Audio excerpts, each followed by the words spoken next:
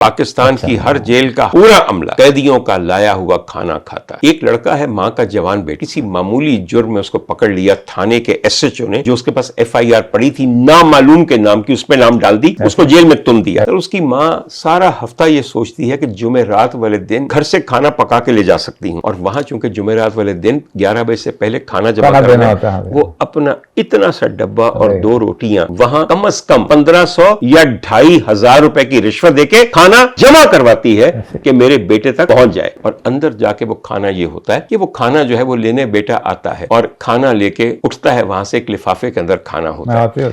खाना पहले चक्कर बाद में उन्होंने रखा बड़ा स्ट्रेटेजिकली, चक्कर पे कहते हाँ भाई की है, ओए ओए ओए छोटा इधर ले आ, सामने टेबल लगे हुए हैं, प्लेटें हैं। ए सर जरा आया ना छोटा टिफिन, वो एक इंज उल्टे आ गया, तो शायद एक बोटी थी अन्नी को सब्जी बच रह गई है, जा ले जा खा। उसके बाद हुजूर वाला वो अपनी उस बैरक में पहुंचता है जहां पे एक इंचार्ज होता है। इंचार्ज सबसे पहले बैठा हुआ है, यार चक्कर वाले छड़े नहीं कुछ मेरे पास है, जब दबाओ ऐ दे जा। उस माँ का लाया हुआ खाने का एक लुकमा भी अगर उस बच्चे को मिला हो जिसके लिए वो लाया है, तो आप मेरा नाम बदल दीजिए।